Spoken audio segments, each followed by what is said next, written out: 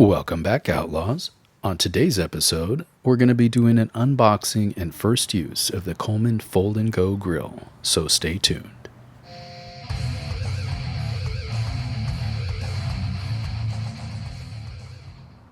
We were looking for a lightweight portable grill that we can take with us in our side-by-side. Looking at the size difference here, I think the Coleman will be a great option for us. You can cook breakfast, lunch, and dinner on this grill, and it folds up smaller than a briefcase. Cooking surface provides 105 square inches in cooking area. It also has an InstaStart ignition for push-button matchless lighting. The grill and the grease tray are both removable and can be put in the dishwasher for cleaning. The burner is in a horseshoe shape and is adjustable. It will last up to 3.5 hours while running on high on one 16-ounce cylinder. It has a built-in handle for carrying, and it also has a 3-year limited warranty. Another key feature are the accessories that can be purchased separately for this grill. You can get a griddle or a grate for using pots and pans. We will be getting both of these as it will allow us to use one grill as a stove and a griddle. This way, we'll have all our cooking needs met in one small package. Now, without further ado, let's get this thing open and see what's inside.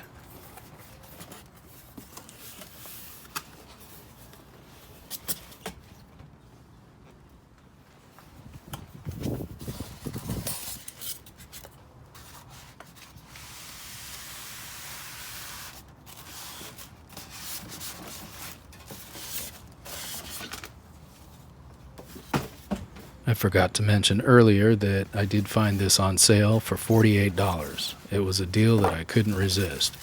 You can find them on the Coleman website for about $109 and other places for about $120 to $80.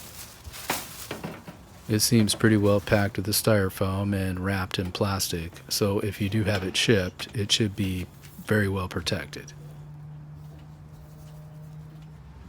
The design on this latch isn't too good, but we'll take a closer look at that later.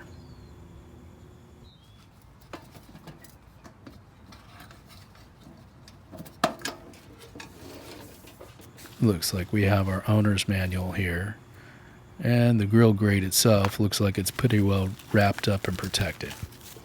There's not much assembly, just the 4 feet that screw on the bottom of the grill.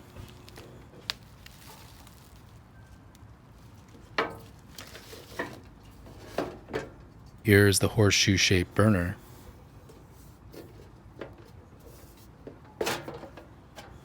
And the removable grease tray.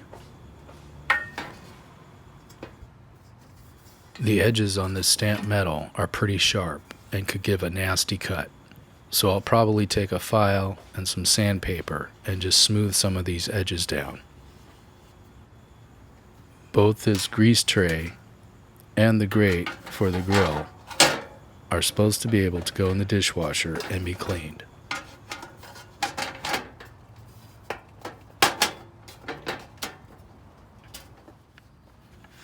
Directions? I don't need no stinking directions. Just kidding.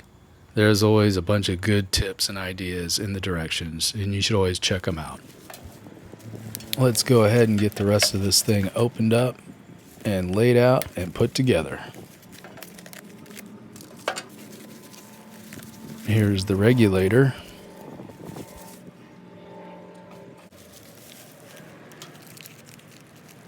And this little bag, this looks like the feet that screw on the bottom of the grill. Yeah, there they are, 4 of them.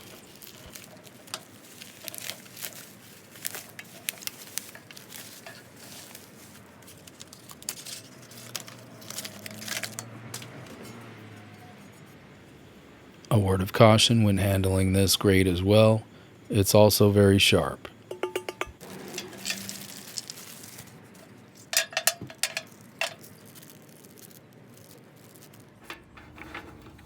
We'll get this all laid out and we'll put on some music while we put it together.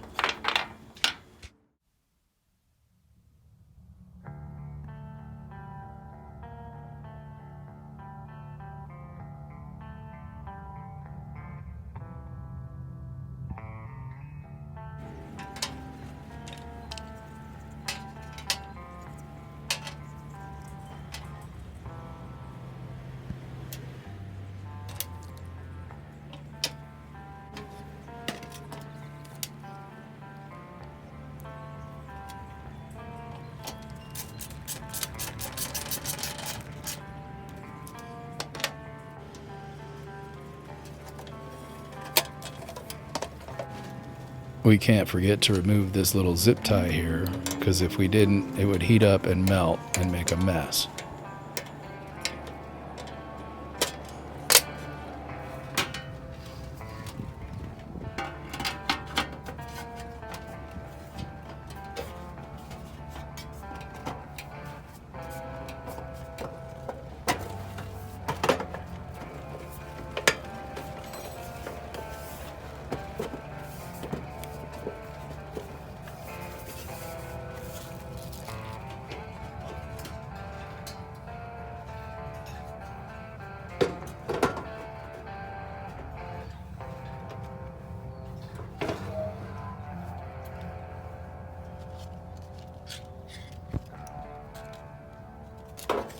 The regulator just snaps in place.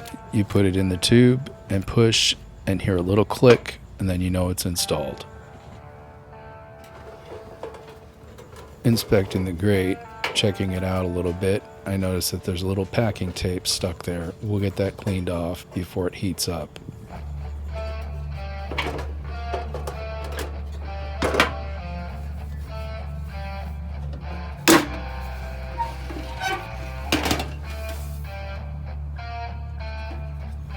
When taking it apart to store everything and put it away, you simply remove the regulator and place it in the tray under the grate for storage.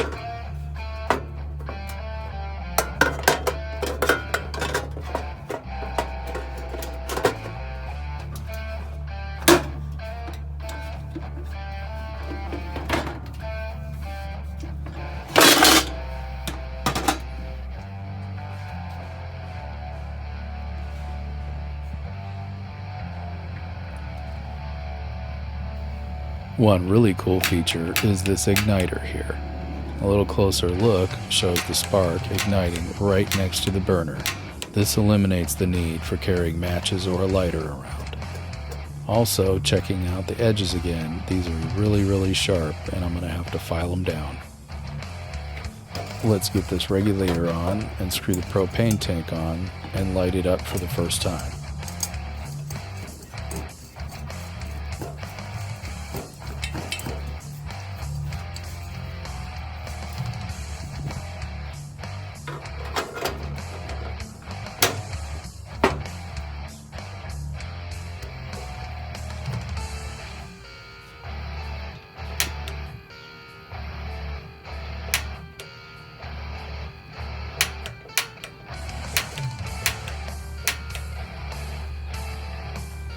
In the sun, you can't always see the flames. It's always a good idea to double check to make sure it's lit.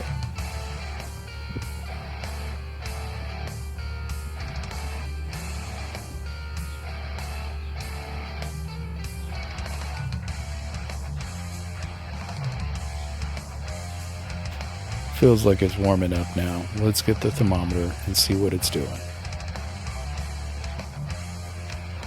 Looks like we're getting up to temp. Should be there pretty soon.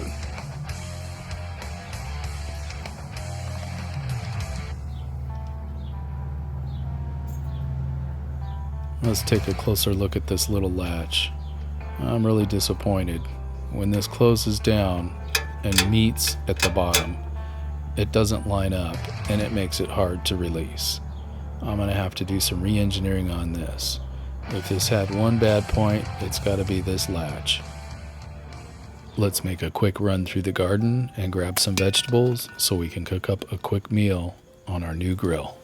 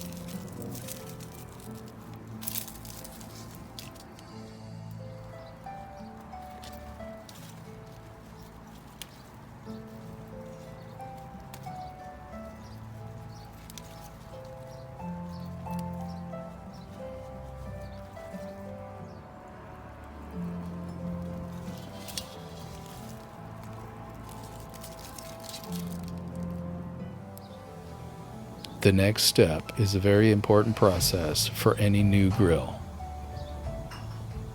A light coating of oil should be applied to the interior of the entire grill. The grill should be slowly heated up until the oil burns off. During this process, any paint fumes or any toxic chemicals will be burned off, and the grill should be safe to cook on after that point.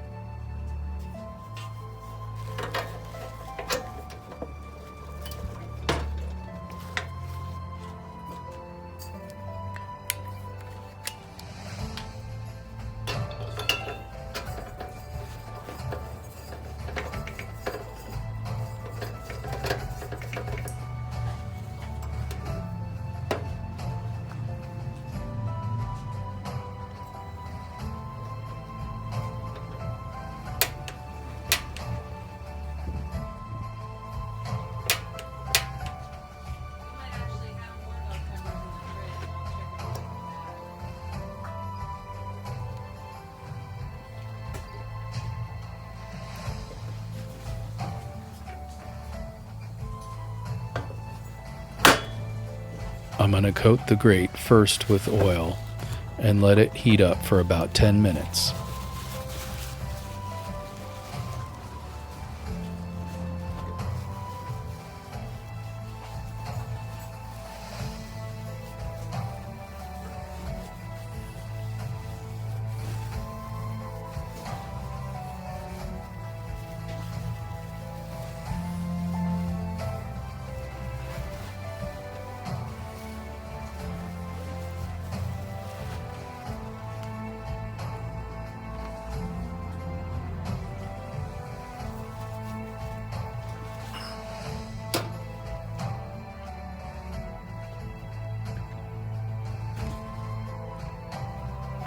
Now we're going to wait 10 minutes and check on it again.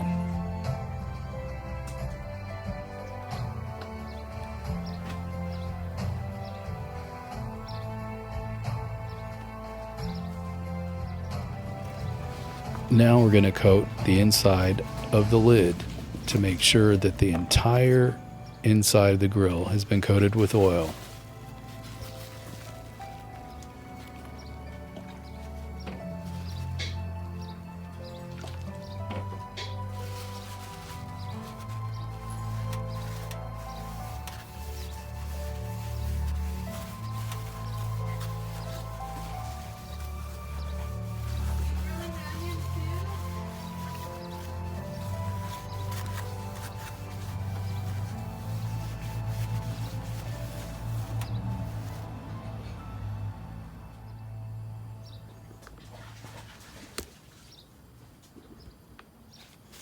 At this point, we're going to add another coating of oil to the grate and then let it heat up again.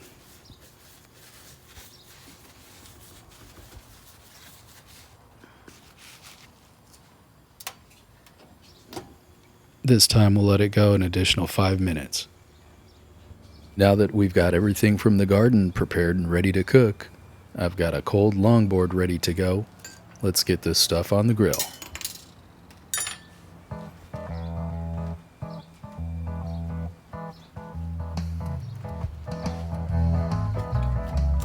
I made a foil pouch and put some butter and some garlic in with the green beans.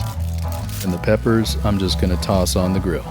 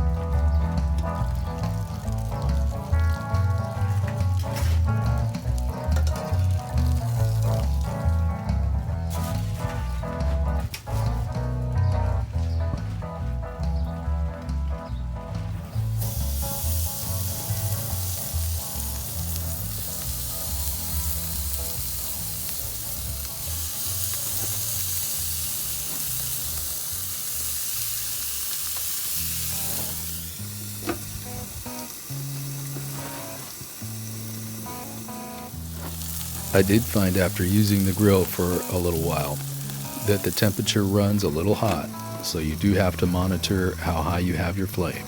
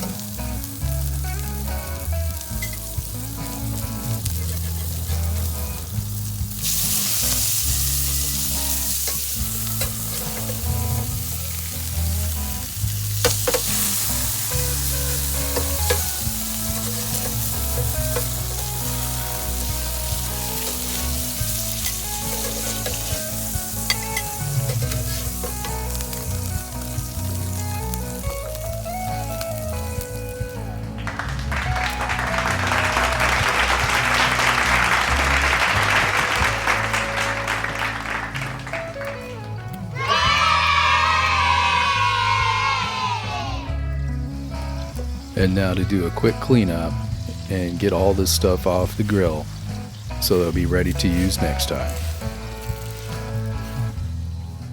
I'll get some more paper towels and get all this grease out of the tray here, and then I'll take both pieces and stick them in the dishwasher and see how they clean up.